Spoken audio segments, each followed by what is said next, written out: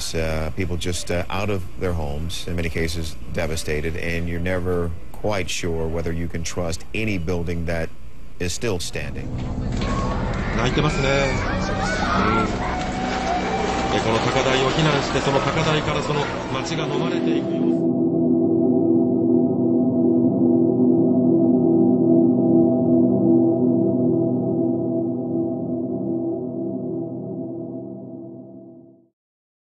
With recent earthquakes taking place around the world, like the Sumatra Andaman quake with a magnitude of 9.3, the Haitian quake with a magnitude of 7.0, the Chilean with an 8.8, and the quake in Japan with an 8.9, the question that has been on the minds of many scientists is, when will the big one hit Southern California, and are we prepared? Earthquakes are a phenomenon that happen when tectonic plates within the Earth's crust grind against each other, move away from each other, or collide. It is a result of energy in the Earth's crust which creates seismic waves, also known as seismic activity. To really understand the physics of earthquakes is pretty difficult. But what we think happens is that the tectonic strain rate is building up, so from plate tectonics, where the Earth is made out of different plates. And at the intersection of those plates, where those plates touch, there's some motion. And the stress and strain from that builds up to an extent where it's released seismically in an earthquake. Boom. The energy or magnitude an earthquake produces is proportional to the area of the fault line that bursts. That said, the larger the fault line is, the larger the magnitude produced. The most powerful earthquakes happen among the reverse or thrust faults. They cause magnitude 8 earthquakes and higher. Strike-slip faults, which are the types of faults under California, cause up to magnitude 8s. And normal faults produce less than magnitude 7s. The term fault line may sound familiar to you. That is because California is actually living on top of major fault lines. The 3 fault lines in California are the San Andreas, the Elsinore, and the San Jacinto. The San Andreas is a fault line that runs roughly 810 miles throughout California. It is a strike-slip fault and is separated into 3 parts, the northern, central, and southern sections. This fault is the boundary between the Pacific Plate and the North American Plate. These 2 plates grind against each other, moving at a rate of 2 centimeters per year. The geological record suggests that a huge earthquake shook the southern part of the San Andreas Fault in 1417, 1462, 1565, 1614, and 1713. Since these intervals are between 50 and 100 years, seismologists calculate that Southern California is overdue for a major quake. So we actually expect a large earthquake in the southern San Andreas. Usually they happen every 100 years or so, and it's been about 300 years. So we're overdue. So one thing that we looked at in that study is, why are we overdue? Why has it been so long? Has something changed? And the thing that we think has happened is this San Andreas Fault, I don't know if you can see this. The San Andreas Fault runs along here, and it goes to the east of the Salton Sea, which is this blue region right here. And that Salton Sea, sometimes it would fill with a lot of water and then drain, and then fill and then drain, and fill and then drain. And that's going to add a load to the San Andreas Fault. So our theory is that we haven't had that earthquake in 300 years because we no longer have that filling and ebbing of the Salton Sea that we did previously. And of course we can't prove it, it's one hypothesis. But our theory is that the lake load will load faults beneath the sea, and those could possibly trigger the San Andreas. The thought of the increase in earthquakes may have some residents on edge, but the truth is there has not been a huge increase in earthquakes. The USGS, also known as the United States Geological Survey, has stated, "We continue to be asked by many people throughout the world if earthquakes are on the increase. Although it may seem that we are having more earthquakes, earthquakes of magnitude 7 or greater have remained fairly constant." But the amount and intensity of earthquakes aren't the only things we have to worry about.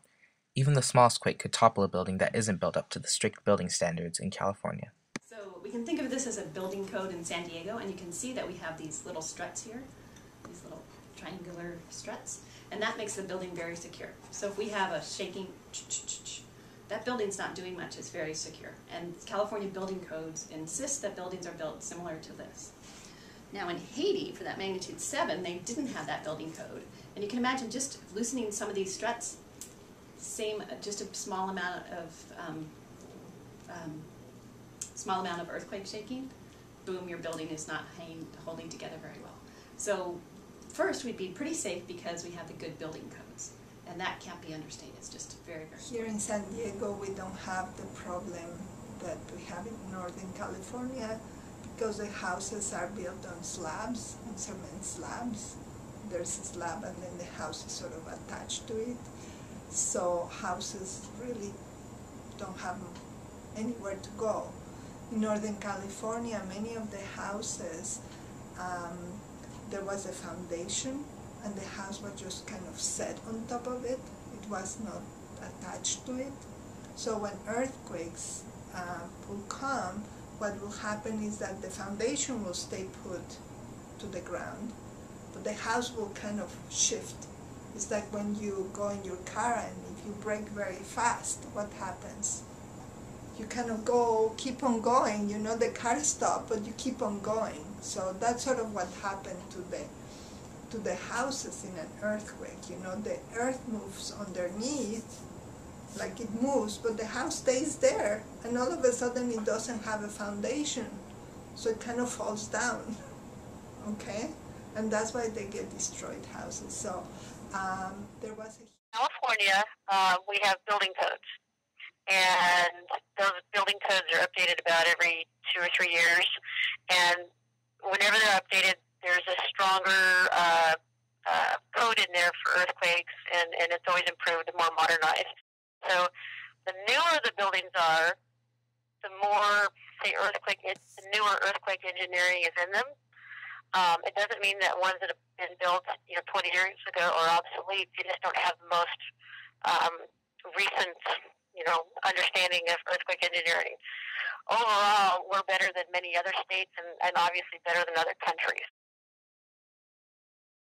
Could a major tsunami like Japan's happen in Southern California? That kind of destruction is impossible here because Japan has a subduction zone. So in a subduction zone, one of the plates is going under the other one. Mm-hmm. And when it does that, there's a gigantic area for big earthquakes. So you can have much, much, much bigger earthquakes in Japan. Here in California, most of the plate boundaries are strike slip, so they're just going like this. It's just very, very narrow. Mm-hmm. So it's physically impossible to have over a magnitude about 8 on a San Andreas because we don't have that depth of the faults. So it's impossible for that Japan thing to be recreated here. There are many easy ways that a family could ready themselves for a major earthquake, greatly reducing the risk involved. So preparedness is one of the best things that one can do. Now, if there's really a lot of damage, you have to have some supplies at home, like your little kit, to have some water, or to know that perhaps like you can get clean water from your water heater to drink. You turn it off and there's like a little faucet on the water heater, so you could actually drink water from there. For me, the thing that I would miss the most, because we don't have treacherous weathers, so we should have some rain gear and some warmth items available. Mm-hmm. But one thing that's going to be key is water. So make sure that you have water for everybody, and you don't have to do anything. You don't have to get special water in a special bottle. This will work. I think we're trying to get all Californians to think along those lines. It's important to be prepared. It may not happen. It may not happen for another 30 years. It may not happen. Sometimes these things have plus and minus. It's only, when they come up with that 300-year repeat rate for a large earthquake fault, it could be plus and minus 50 years. So it still may be a long ways off, and it's hard to plan for something that's so far off and also so big. But I think what helps people, stay calm and understand it is like they think, okay, I've got water, I've got food, I've got a plan, and then you can put it out of your mind. And then it may or may not happen. But if it does happen, you're ready, and you're ready to take care of you and your family. Therefore, San Diegans should not be worried about when the next earthquake is going to hit Southern California. What we need to do is be prepared for when it does.